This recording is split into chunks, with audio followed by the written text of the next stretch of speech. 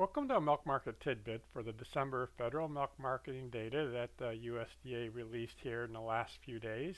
And this is Dr. Lawrence Jones from Farm Institute, and it's Monday, January 15th, which is a holiday, so the markets are all closed today.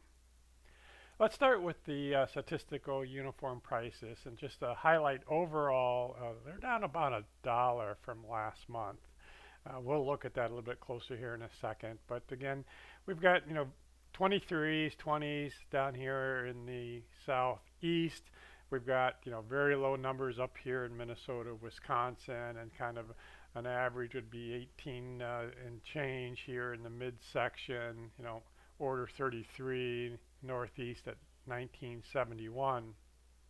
This is how they all actually changed, and two things are going to be impacting this. One is depooling, and it's about the same as last month, and we'll look at that because there's well over $3 difference between Class 3 and Class 4, so all of Class 4 is going to be depooled to a large extent.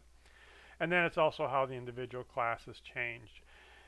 So again, if you look at Minnesota, Wisconsin, Class 3 was down $1.11, they were down $1.10, so that all makes sense. The one that, had to spend a little bit of time thinking about is Florida's down 46. You say, yeah, but Class 1 was up a penny. Why is that?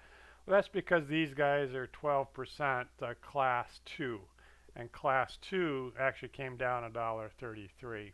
Otherwise, no big surprises in this graph. So here is the change in uniform Class 4 utilization. And you can see that there have been a few changes. The Northwest came up 3%, Georgia, Order 7 came up 5%, but not a huge deal. And when we weight everything, we're about 99% of last month. So it looks like we might be down about 1% month over month. Lots of areas that came up in production. Again, this Georgia area, I think part of that was because they depooled a little bit less Class 4. The Northeast was about 1% above last month. So I would say, it's going to be pretty well even or plus or minus a little bit. Here's our class utilizations. Again, these are hard to look at because of depooling, and so we're only going to look at the ones that are not being depooled, which is basically Class 3. But this is the month-over-month values for USDA when they come out with their milk production report next week. And usually USDA is up about 0.1 or so, about 1% from last month. Let's look specifically at this Class 3 capacity. We're off of where we were, back here in the early part of 2023. Here we were depooling, so all of these are depooling.